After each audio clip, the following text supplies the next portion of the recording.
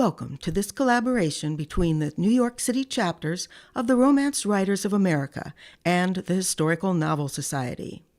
We recorded this event, Research Your Novel, on July 13th, 2024. Ursula Renee of the RWA moderated a panel of acclaimed authors from the Historical Novel Society. Stephanie Cowell, Loretta Goldberg, and Faith L. Justice shared the tricks, tools, pitfalls, and delights of doing scholarly, library, internet, and site visit research. We're pleased to present this joint venture to our members and hope to do more in the future with this and other writing organizations. Information about our chapter is available at our website, link listed in the description. Thank you and enjoy the program. Faith L. Justice writes award-winning fiction and articles in Brooklyn, New York. Her work appeared in such publications as Salon.com, Writer's Digest, and the Copperfield Review. Her most recent book is Becoming the Twilight Express, a Theodosian novella. She's past chair of the New York City chapter of the Historical Novel Society and associate editor for Space and Time magazine. Raise your hand, please, Faith. Okay, Loretta Goldberg writes historical literary fiction with battle scenes. Yay! She loves this genre because she finds in history's frames where events have beginnings and endings, a magical mirror in which we can see ourselves more fully. Her debut novel, The Reverse of the Mask, an Elizabethan spy novel, won the International Firebird Book Award in historical fiction and new fiction in 2023. Loretta?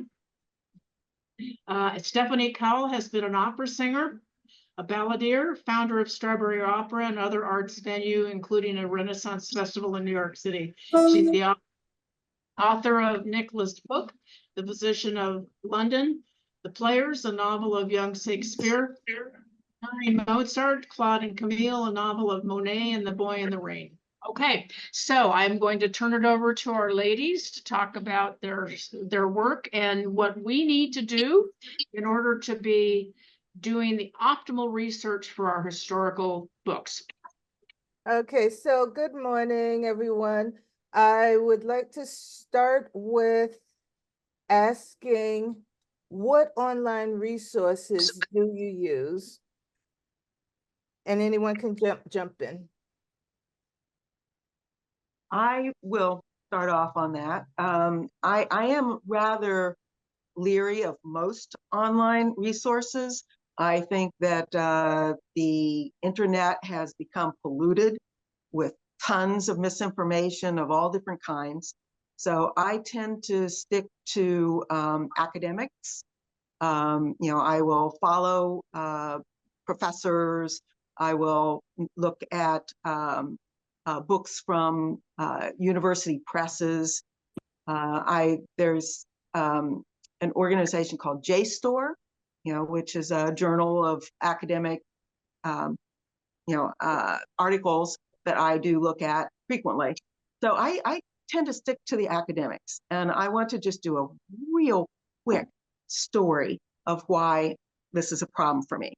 Like 20 years ago on my blog, I posted an image of a 2nd century Fayum mummy portrait to illustrate an article I was doing about the philosopher Hypatia. I had put all of the information where I got this picture, etc. So I had all the credits on it. Within weeks, the top image, when you do a Google search for Hypatia, was that second century image. And nobody gave any credit as to where it came from and what it was. You can still do it, and it'll be in the top 10 or 15 searches. But, that was misinformation, pure and simple. That was not a picture of Hypatia. We have no pictures of Hypatia.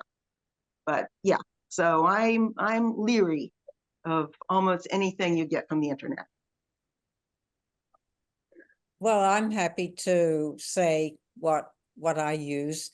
I feel like Faith, anything that is on the internet has to be checked and double checked with scholarly output from digital libraries and JSTOR, and the New York Public Library is an extraordinary place, and they also have relationships with Columbia and various other ones. If something isn't there, they give you a pass to go to one of the other university libraries.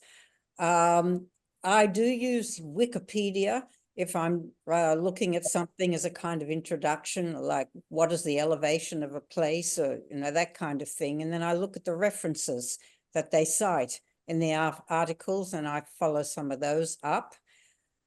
Sometimes I have written to authors of academic journal articles, and I will give you a little story from my new novel, which has just come out, which is called Beyond the Book Tree, a World War II novel of love and loss, and it's set in Papua New Guinea.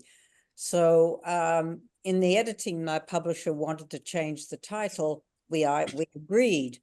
And I said, okay, we'll make it Beyond the Book Tree, spelled Bukubuk. And all of my Papua New Guinea sources said that. So they came back with a redesign, and it was Buka Book, Bukabuk. Now, I had about a 2-week argument with the publisher over this because he had Googled it. And this is a tree that is native to Asia and Papua New Guinea. Now, the Asian name, it has a scientific name, Burkella obulata, but the Asian name could well be Bukabuk, but it's a sacred tree, a very sacred tree in Papua New Guinea. And I knew that if they used that spelling, it would be deeply offensive. I was able to persuade him by showing him local sources, but that's the kind of thing you get on the internet. You do have to be very careful. Stephanie? Yes, I'm here. Sorry.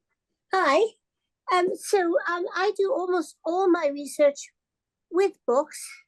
When I first started writing, which was about in the 80s, in 1980s, of course, there was no internet, so I would go down to the wonderful main reading room of the New York Public Library, and that was just an ecstatic experience for me. And I actually, that was a 16th century Elizabethan book, and so I actually got to work with some very old books, and I'd mentioned in the book that were published at the time of the events in the book, and that was just, wow, that was just absolutely ecstatic. I will use the internet generally, like if I'm doing something very quickly, I'm writing a scene, and this is my novel before this current one was about the young Claude Monet in his struggling years, and all of a sudden I say, oh my gosh, I've got him as 66 in this scene. I can't remember exactly when he was born because I've got a lot of things going on in the head at once. So I would look up really quickly his birth date or his death date, but outside of that, a date, a map, maybe. I don't really use the internet. I have so many books, and the problem is I can't bear to get them away once I've used them, and so I still have 4 complete shelves of Monet and the Impressionists, which I can't bear to give one away, and there they sit. It's wonderful. They have such memories for me. Okay, Wendy, she had her hand up. Yes. A question? No, I was going to say that amongst the resources that I use are the dot and mill. I'm writing historical fiction set during the Pacific Theater in World War II. And I use a lot of the dot and mill sites for their historical records. Those are the military websites. And the Navy military website has a wealth of information that is both strategic and narrative in its nature. And so I use that as a resource quite a bit. I also use the National Archives website quite a bit, as well as I live out in Bucks County, so I use the New York Public Library website quite a bit as well. So not so much chit chat on the internet, but reliable sources. Okay, thank you. You're And welcome. Maya, she had a question. when you refer to academic sources, her question is whether Google Scholar is valid that cites sources. I used to recommend Google Scholar as one of the places that you could go to, because again, these people were putting up their papers. Again, I would recommend that you check their sources. You almost have to attack these things almost like you're a journalist, and make sure that you get confirmations on these things, because even now, even with academic sources, depending on what area you're in, there are a lot of paper mills as well. So you have to, people will write up their papers because publish or perish. I come from an academic background. I worked at a couple different universities and I taught at Fordham. So I'm aware of, some of the pitfalls of this. Generally, if it's out in book form, or if it's in a reputable magazine, then you can trust it pretty much. But it's usually good to get at least one or two more confirmations. Okay, now, do you visit museums, historical houses for research? Basically, how much traveling would you do for your research? Well, I might just jump in because I have one Elizabethan novel and one World War II novel, which is based in Australia and Papua New Guinea. So for the Elizabethan novel, I had visited as a teenager 60% of the sites that my spy character, who was a roaming double agent, who sort of went from London to Scotland to Constantinople and all points in between. I had been to about 60% of the places that he goes. I had had 3 months in which I did nothing but just go to Gothic cathedrals, so I had a sense for that. So I didn't feel, and also the city settings, they're all changed. I mean, Lisbon, for instance, was totally changed by an earthquake in the 18th century.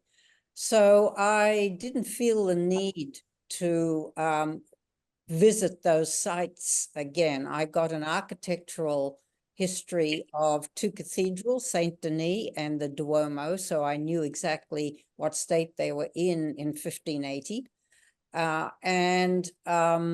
I got old, the 16th century was a time in which there were good city maps that were done, and that there were sponsored tour guides. So I had, a sponsored tour guide of Lisbon, and I matched that up against an academic history of Lisbon.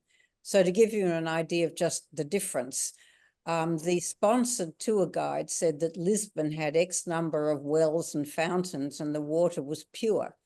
The academic book said, yes, there were X number of wells and fountains, but the water was not pure down, towards the sea level. So I used those 2 things when I had a setting, a little scene where one of my characters got a bucket. They were renting a house in Lisbon Central and went up to the top of one of the hills where there was a convent to get pure water. So that just gives you an example of how I handled 16th century. Papua New Guinea, I went and did site visits. I'm just back from there for the publication of that book. I felt that was terribly, terribly important. Yeah, I write in the 5th and 1st century Rome.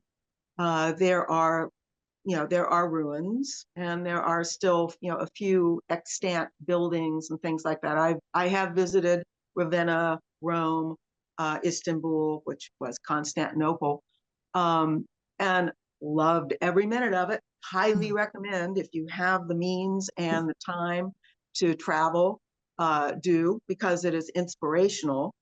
It doesn't always give you the information that you might need for that time, because climate changes over time, the geography changes over time. So you do have to do a lot of other background research, as Loretta pointed out. I had visited 5th century cisterns in Constantinople, Istanbul now, when I was there, and used that visit because it was absolutely fascinating to go down into these huge, huge cisterns from this time period. You could float boats in there and go from place to place. And I actually used that as an escape plan for one of my characters in Alexandria, Egypt, because Alexandria had also had an extensive cistern system, but it is now all filled in, so I couldn't visit those. But I did visit the ones in Constantinople, and I used it as a plot point, in one of my things. So it's just fun. And I do archaeological digs at 5th century, like I did Hadrian's Wall, a Roman villa in Tuscany. And I just love meeting the archaeologists, learning the science behind what they do, so I can better understand the academic papers that I read that talk about these times and these periods as well. But yeah, go visit places. It's fun. And make sure that you keep your receipts, because it's all tax deductible. Well, I go, I had gone for all my books. I wish I had gone back for the latest book, because I could have corrected something. My memory had gone a little askew in the time it took to write it, but it's okay. It's okay. I have really, really loved it. I have had a really unusual experience when I was writing my first novel, Nicholas Cook, which is about an Elizabethan man who's an actor and then a physician and a priest in London, late 16th, early 17th century. And I went into Suffolk Cathedral, which you would have known very well. It's right near the Globe Theatre. And I'm an Anglican, so I knelt down to say a prayer. And the prayers that came out were Nicholas's prayers. And I found I was praying about God take care of my wife. I said, wait a moment, I don't have a wife. And I learned that actually I was so much walking in Suffolk Cathedral in the body and the soul of Nicholas, that his prayers, his desires came out instead of mine. Let me find a publisher. That's not what came out. What came out was his desires. It was really wonderful. When I was doing the Mozart book, unfortunately, I had been to Salzburg. I'd never been to Vienna.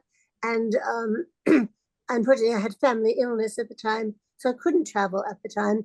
But my stepmother is European, and she knows Vienna very well. She knows Salzburg very well. So I was constantly calling her in Switzerland, where she lived, saying, is this on the right or the left side of the street? Do you turn left at this church? Or do you turn right at this church? And sure enough, she got it right for me. So that was, and then I went back to Vienna and found both my book in translation there, which was amazing. And finally got to see that I was right with the left and the right turns, thanks to her. I also recommend, like, if you get the opportunity to go to reenactments and historical villages, again, depending on what time period you write in, because even though things may have changed a lot, those people do their work. I mean, the reenactors, they study the clothes, they study the tools, they study the processes. If they're making barrels or whatever it is. And they make they make absolutely wonderful resource, and so going to visit historical villages and reenactments, I think, is an excellent way of getting into the time and the place as well. Okay, I see Robert's hand is up. Robert, do you have a question? Yeah, I just want to make two comments about things. First of all, I have 2 degrees in history, and I know that there's nothing like going into a library a major academic library, and if you can get them to let you go into the stacks, it's very helpful. Some places still let you do this. Yale let me do this one time in the Mudd Library, and I found the book that I was looking for, but on the shelf right next to it was something that I had never heard of before that was 10 times better. Really? There's nothing like looking in the stacks in an academic library to really do the solid research. The other thing I wanted to comment about is when you're writing historical fiction, it's nice to find things that are unusual for that time and putting your characters in an unusual setting. I was writing my novel about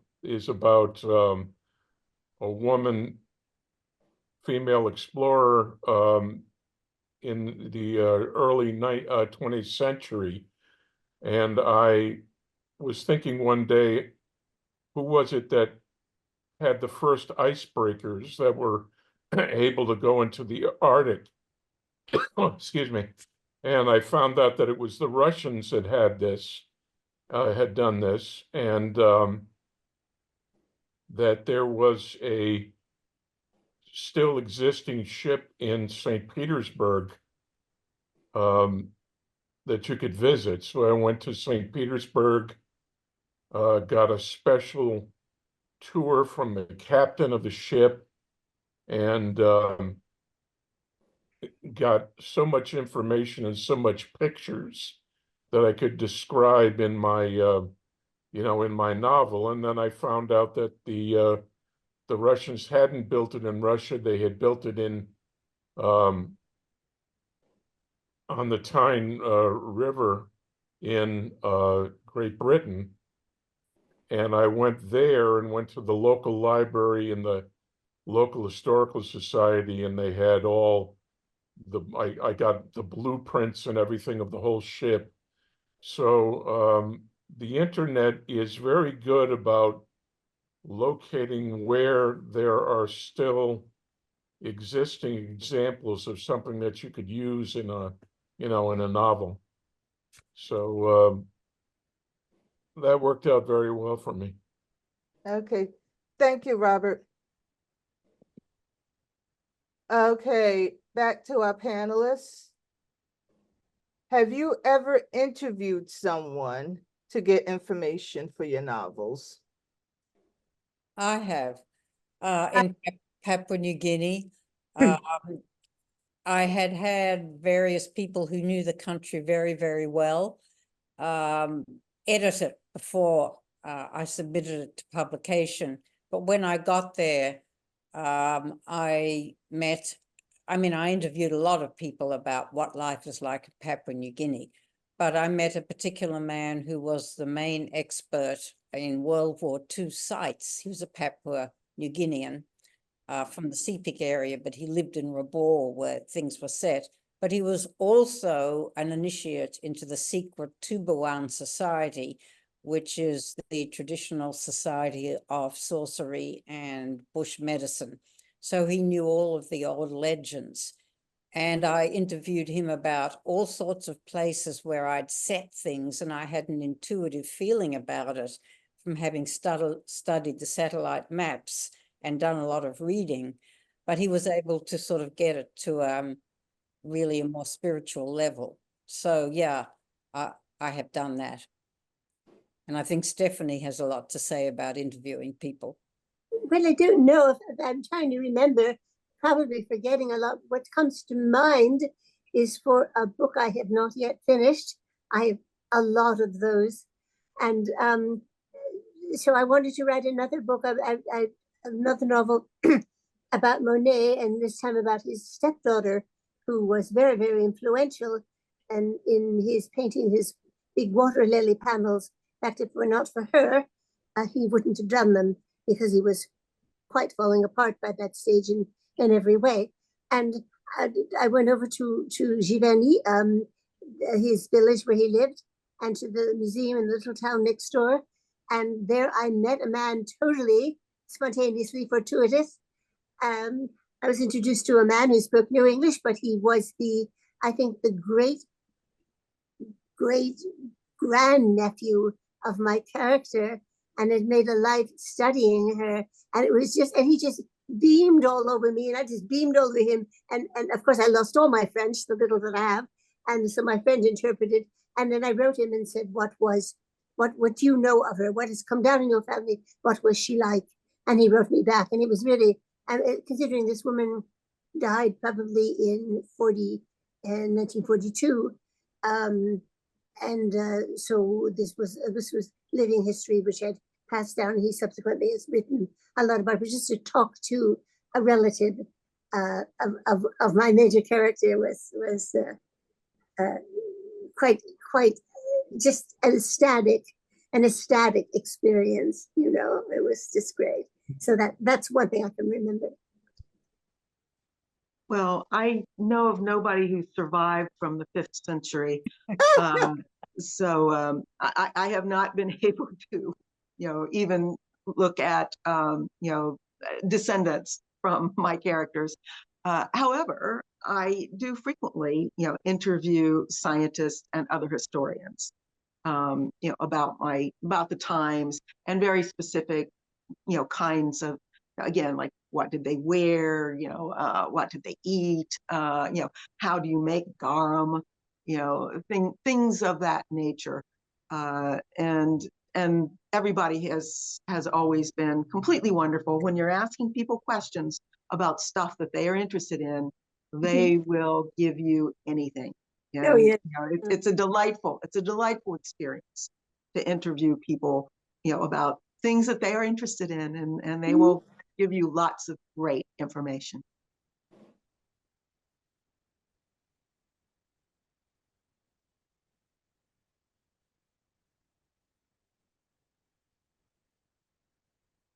We can't hear you, Ursula. You're muted. Sorry. I'm sorry. I thought maybe my Zoom had Something frozen. terribly interesting, but I couldn't figure it out. We have 2 questions in the chat, and I think that would be best to answer those now than to continue with the list that I had sent you. So the first one is, I'm curious to hear about recommendations / experiences researching in archives and manuscript repertories. Person has done this as an academic historian, but not when researching a fiction project. Can I answer that? Yeah, I can tell. It just was one of my. I think I just in this writing career, I had the most wonderful experiences with people and going places. And one of the things was I was working on my 3rd novel was about the early years of Shakespeare in his 20s. So I went, at the end of which period he wrote his famous sonnets. And I found out that there was I go to one research library here, the Grolier Club, which is very famous, and found out that there were only 13 copies of the original printed version, 1609, still extant in the world. And one was at the Yale Beinecke Library. So I got a reference from my publisher. It was W.W. Norton at the time, and who knew the librarian there, and they got me in.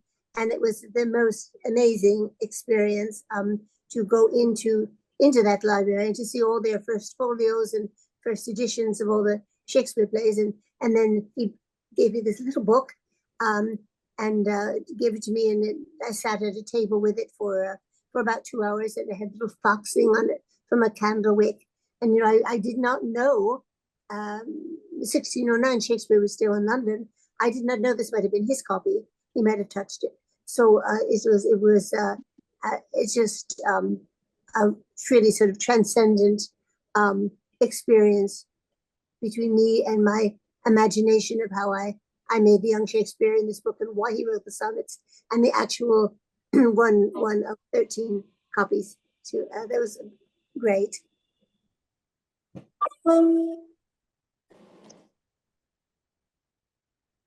Loretta or Faith, do you have any Yeah, again, not much has survived, from the 5th century. One of the things that I do remember feeling absolutely wonderful about was when I visited Ravenna, and my books, I have a series called The Theodosian Women, and the first one was Twilight Empress, and it featured an empress from the 5th century. Her name was Placidia, and there was a 5th century mausoleum. It was called Galla Placidia's Mausoleum, and in it were these 3 sarcophagi, where it was supposed to be her, her brother, and her husband. And I went in and I could touch them, and this was all really wonderful. It wasn't till a year or so later I found out that those sarcophagi didn't belong to that time period. Galla Placidia wasn't buried in Ravenna. She was buried in Rome, and this I found out through my more in-depth, academic research. Someone had written a paper on where all the Theodosians had been buried. What happened there was Ravenna during the Renaissance times was touting their 5th century mosaics and stained glass and all that sort of stuff as a destination for pilgrims. And they made up all these stories about Galla Placidia and all these various buildings. That the mausoleum was in fact from the 5th century, but it was not her burial place. And those sarcophagi were from 8th, 10th, 12th century. So I have not touched anything that Galla Placidia had actually touched, unfortunately. Well, I have one from my first novel. My spy character is based on a historical double agent by the name of Sir Anthony Standen, whom I've fictionalized as Edward Latham. And there's no book, academic biography that has been written of Standen because I think he's so ambiguous. I think a biographer would have to take a point of view. There are 6 academic articles, and then there are cross-references to him in every academic book about Elizabethan spies. So in these 6 academic articles who were by major people, they all said that Anthony Standen went to Constantinople in 1578, wrote a document called Memoirs of a Visit to Constantinople, blah, blah, blah, blah. And that eventually he sent it in the 1590s. He was abroad back to the Elizabethan court. So, I really wanted to read this document. And then, I chased it from library to library to library. And then I finally found out that it had been bought, it was in the Huntington Library in London, but they had recently sold it to the Rare Books Library in Yale. The original was there, which is all very nice since I spent half my time in Connecticut. And by then I had found an academic book which was of higher quality than the articles I'd read. And he suggested that Standen hadn't actually written this document himself, but that he was a brilliant linguist. It was written, and he translated it from Italian by a certain Venetian envoy, and that was published in an obscure magazine in 1589. So it was set in 1572 to 4. And it was a complete analysis of the strengths and weaknesses of the Ottoman Empire from a Catholic standpoint as to where the vulnerable points were, if you want to make trouble for them. So it was a fascinating document, and I went and I touched it in the Bellington Library. It was amazing. And then I had it transcribed. I haven't yet used it, but I'm intending to. And I'm going to say that, he copied somebody else's work and put his own name to it. So that's the approach I'm going to take to it, because I believe the academic book over the journal articles that I read. Okay, and if you don't live in a major city to get to the library, what libraries have online resources? Well, the New York library, New York City Library does. And I think most major libraries have online memberships now. I know that the Brooklyn Library, which is part of the New York system, but it's a standalone, has like anybody can join. And they specifically have reached out to students who live in states where books are being banned. And they basically say, join our library and take out any book you want.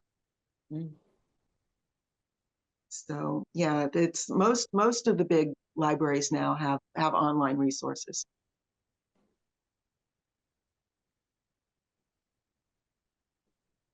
Oh, someone had also mentioned that, even if you aren't a member of one of the big ones, lots of libraries also have relationships with regional libraries. So if you ask for a resource that they don't have, they will go to, your local library can go to a resource outside of themselves and get it for you. Now, that doesn't necessarily mean that you can go touch it. It might be an online copy of the book. But yeah, that is one of the good things about the internet these days.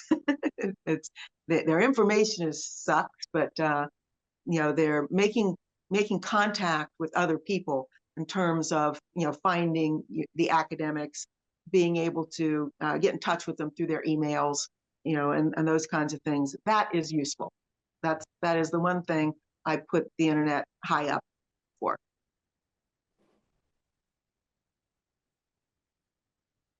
And sometimes you can get a library to make a copy for you. I mean, it costs a bit of money, but that also is a possibility. Yeah, so Ursula, I Okay, think you were muted again. Yes, I was twice. Yeah.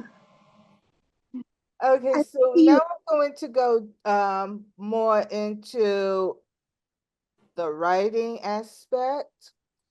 So when you're doing research, how deep do you need to go? How much research is too much? And how much details should you include in the novel? So could I have a go at that and sort of mention that I had other careers before I started writing in my retirement. So I'm a little bit of a newbie. My feeling is that there is no such thing as going too deep. There is such a thing as writing too much, but the deeper you go, for me, the easier it is to pick out the crystallizing details that you're going to use in a very efficient manner and a spare manner to be able to bring a particular thing to life. So that's what I feel, the more you can add more knowledge and accrete and sort of grow with it, the easier it's going to be to get to something that I was taught when I was an insurance financial advisor person. There's a concept called mature simplicity, where you boil down financial concepts, to make it kind of simple to get across.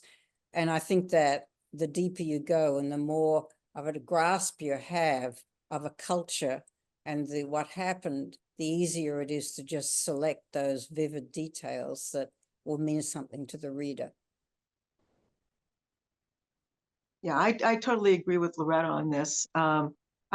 You do 100 times more research than is going to be in your book, but having that in your head, it does show up on the page, and it is the telling details that you want. You don't want to have. I just read a book from like about 60 or 70 years ago. It was a whole different time period in writing, and this woman had narrative description that went on for like 3 pages, and I was so bored. And I'm sure that way back when, this was a bestseller. It was a bestseller, but people just don't have the stamina, for that anymore. So you want to get the details that are telling, that are vivid, that move your plot along, that inform your characters and their personalities, and all the rest will show up on the page but just not as words. I totally agree with that. And I think, you know, you have to know a great deal, like we know, you know, in our lives generally, who are politicians, what's happening in the schools, or whatever we know. It doesn't necessarily show up in the conversation, but it's in the background of us. I think for me, once I get the nuts and bolts of the period, and you know what the lighting was like and the housing was like and everything like that, I'm very excited when I can find a small detail. I remember once when I was writing my Monet novel, I read that some afternoons he would stop in for tea at this woman who's sort of a quasi his, and just the idea that Monet she was like 25 at the time, stopping in for tea at this house, probably had better quality tea and cookies than he could afford at the time, just sort of humanized him. So I ended up cutting out that detail, but it brought me to a level of humanity with someone who lived far before my time, and I think made him more alive on the page in the little things he did, because I think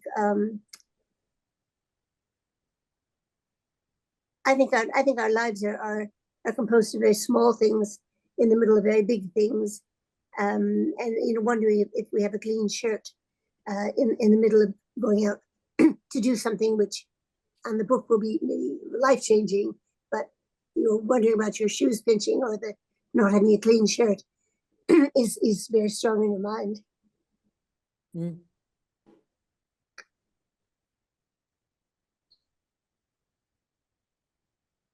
Okay. Now we want to ask, how do we break down the information so that it's understandable to our readers? And I want to add to this question, how do you stay authentic to the time period but respect today's beliefs? Oh, that's a hard one. God. That's a hard one.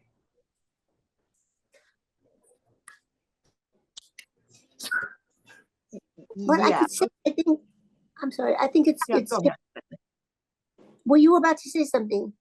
No, I said, go ahead, Stephanie. No, it's really hard because people, for instance, there was the time when people were regarded as very good, kind people owned slaves, and they thought it was perfectly fine to do that. They thought it was the natural order of things, or were suspicious about Jews, or you know, and were otherwise very good people. I mean, it's very hard to it's a very thorny thing, and I always have trouble dealing with it. I sometimes kind of try to, you know, not mention it too much because it's not in the. I haven't had to deal with it very much, thank goodness. But that is a really thorny question. And what was the first part of the question again? I've lost it, Ursula. The question had two parts. The first part was, how do we break down the information so that it's understandable to our readers? Oh, that is so difficult for me. Anyway, explaining some things in the background, particularly if you're dealing with any kind of a political situation or a government or something like that, to break it down so it's understandable, but it's not preachy out of nowhere. I find that I'm struggling with that right now. I find that very hard to do. If there's an easier way to do it, I don't know. I'd love to know. Yeah, and I deal with a lot of sticky stuff in my books because it's a time of great turmoil in what was to become the Catholic Church. And the 5th century was politically and religiously, you know, was fraught, you know, with you know, we have all kinds of heresies going on. The church hasn't settled yet into its current orthodoxy, and people were fighting all over the place, you know, based on what their beliefs Christianity was. And so what I have tried to do, I'm not sure I've been successful, but what I have tried to do was show both sides, you know, have characters representing both sides, and sometimes 3 and 4 sides of an issue. And I do try to keep it simple, and it is really complicated, in most cases. And I try to boil it down to like one or two things they're fighting about rather than the dozens that they probably were fighting about. So it is difficult. It is difficult, particularly if you're dealing with, time periods where, again, it was considered perfectly okay, as Stephanie said, to have slaves, to treat women poorly, to treat children poorly, to, to kill animals in the arena, all these things that we don't like today, but that was part of the times. And so you have to you have to be authentic, to your time period, but you can in fact budget just a little bit and make some people more sympathetic about things. And but it's a tricky balance, a very tricky balance. Yeah, I had, it is a really thorny issue. So I can give you an example of making things readable. When my first novel was published, I wanted to have the word passports in it, 16th century. I knew there were passports in the 16th century. I had images of them, but my publisher said, no, you have to use a different word because it has modern connotations. So we settled on identity papers. And I was extremely disappointed because passports was the authentic word, but we ended up with something that didn't even exist.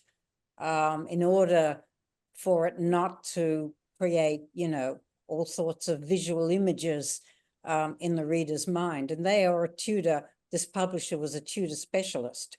So I was surprised at that, but anyway, we did it.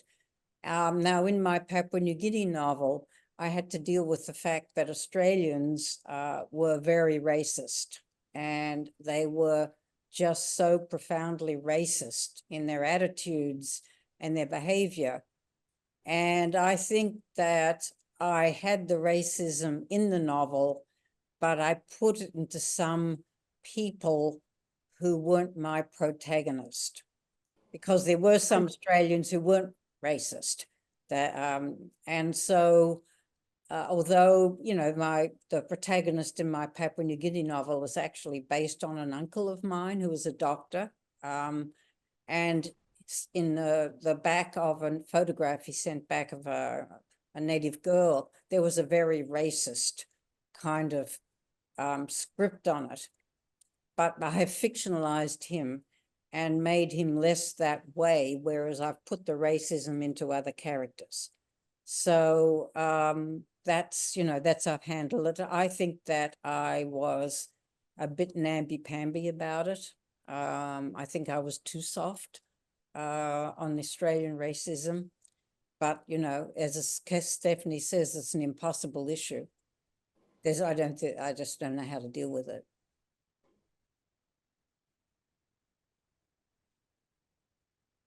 Okay, we have a question in the chat. Do any of you recommend either footnotes or endnotes to provide readers with information related to culture, geography, geographical information, and or pertinent information related to the historical period? Could I just jump in quickly and then I'll shut up? Well, there are some people who write about past periods like Bernard Cornwell and Judith Lindbergh who have glossaries, and authors' notes and acknowledgements and further reading are wonderful places to stuff information. Also, maps are good. Now I'm done. Yeah, and I totally agree, and I do that in with my books. I have glossaries because I have lots of Latin words and places. I use maps. I use genealogies. But I do rely a lot on my author's note, because again, when I'm writing about a time period where there's frequently a lot of information, there's not a lot of primary sources, and you have to look at where those primary sources come from and modern historians will frequently disagree with what some of the primary sources, have to say. So in my historical note, my author's note, I always say, this is what we currently believe to be true. This is where I made up stuff because we don't know, and basically that's what I do in my author's note. And I will always have, 2 or 3 of my key sources in my acknowledgments, and with a note saying you can get a full biography or bibliography, at my website. So but footnotes in a fiction book, no. Yeah. I never do footnotes or even endnotes, but yeah, you can do it in lots of other different places.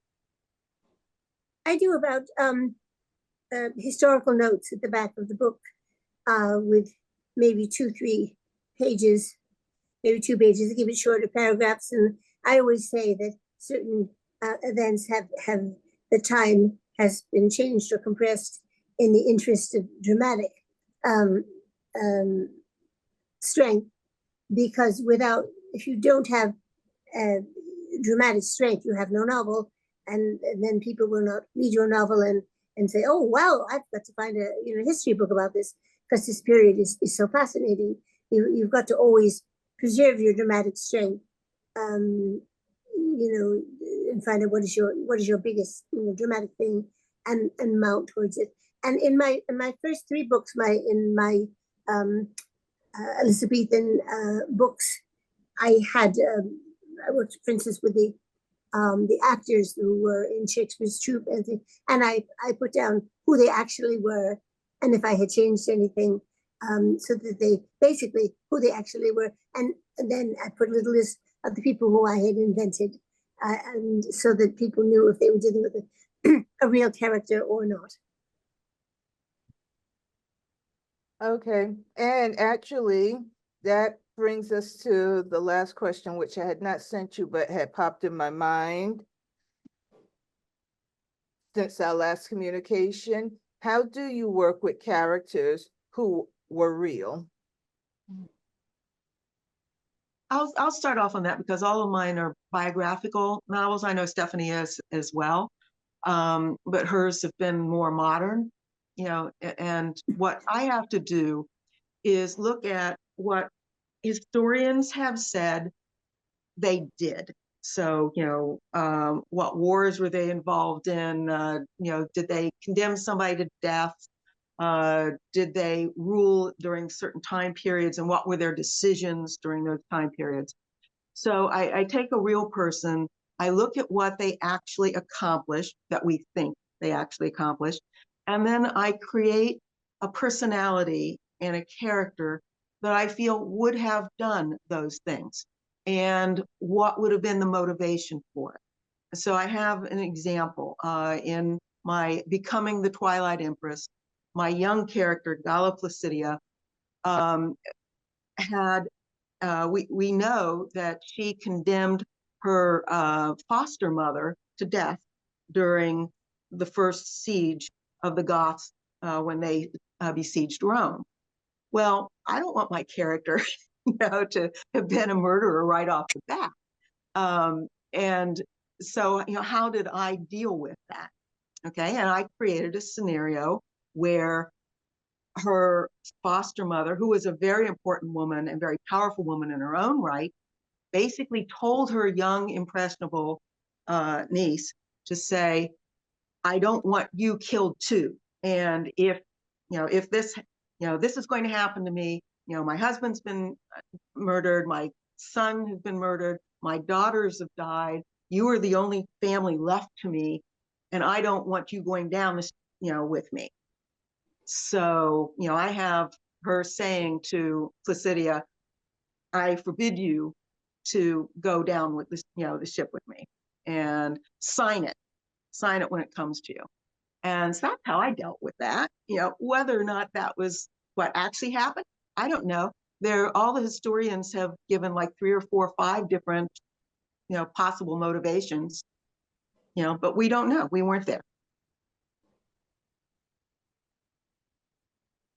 Well, I would say that, golly, sometimes, well, for instance, when I was working with Shakespeare as a character, there's so little that is actually known about him during the period, his early career period was about age 22, 29, so little that you have to make up a great deal.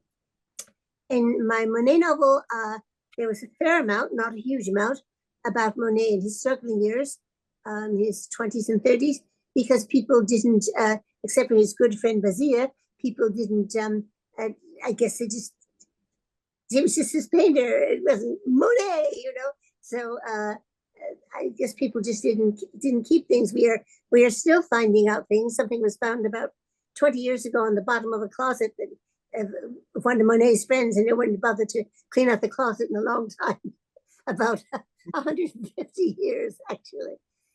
So I have to go on that. I have to guess a lot, and sometimes I have to guess a great deal because almost nothing is left of the character. No letters, no diaries, and it's that occasionally you really do get a letter found in a closet that's been in the bottom of the closet in a box for a very long time, and it turns out to be something really quite astonishing.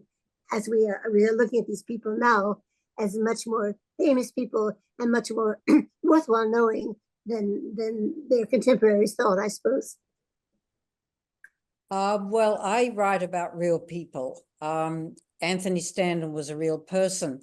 And it was, he knew Elizabeth, he knew all of the major figures of the era.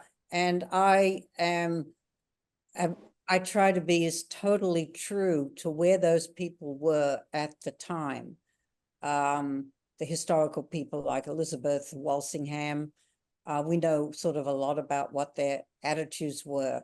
And so I'll put some words into their mouth, but I try and stay absolutely faithful. With Standen, I fictionalized him to Latham, and Latham does the things that Standen did, but some of the other things that I don't know that Standen did.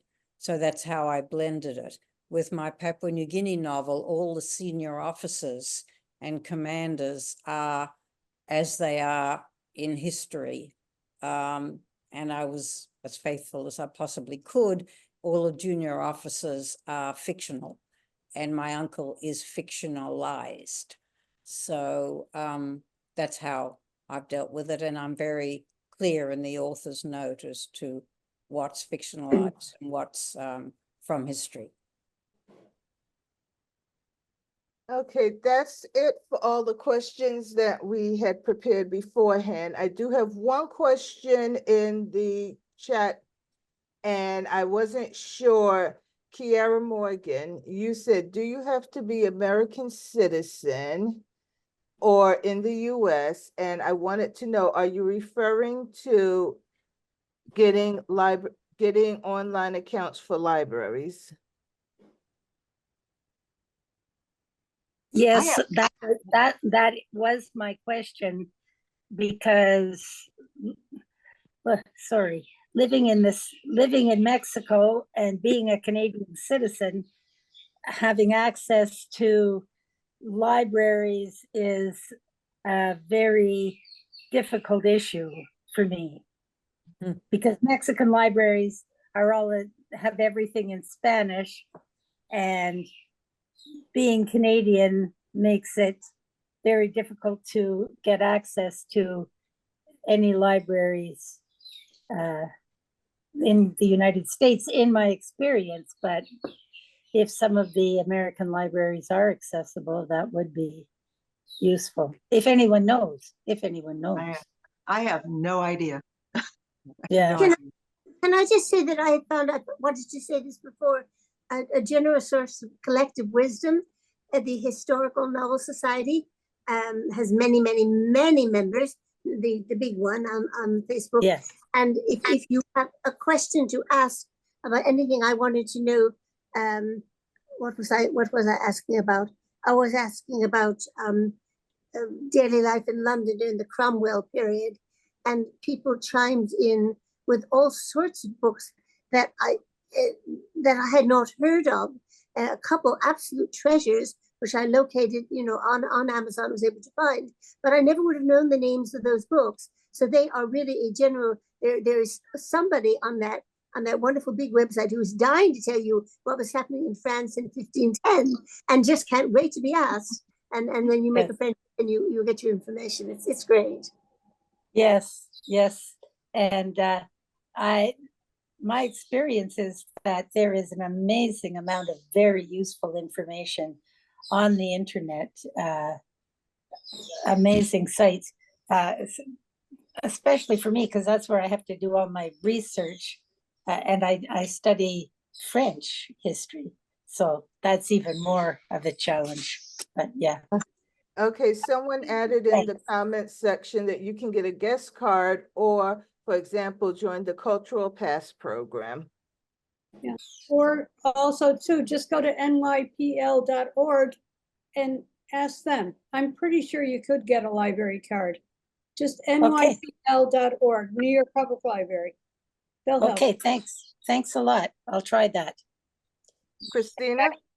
Yeah, okay, hi. Yeah, actually, I just did this for a friend who just moved out of town the other day. I was at the library renewing my library card and asked if someone now living in Virginia can get a New York Public Library card. And I was told, have her call 917 ASK, ask NYPL, New York Public Library.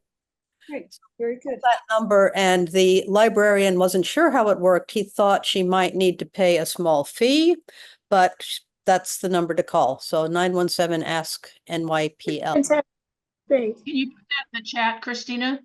I did. I put part of it in the chat. I just put the rest of it in the chat. Yeah. Oh, I see that. That's wonderful. Thank you. Okay, thank you, everyone.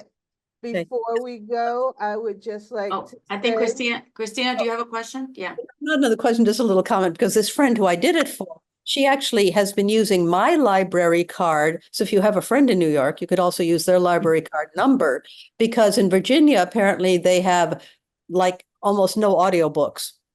And she's into audiobooks. So she's been using my library card and PIN number to get library books that she listens to in Virginia.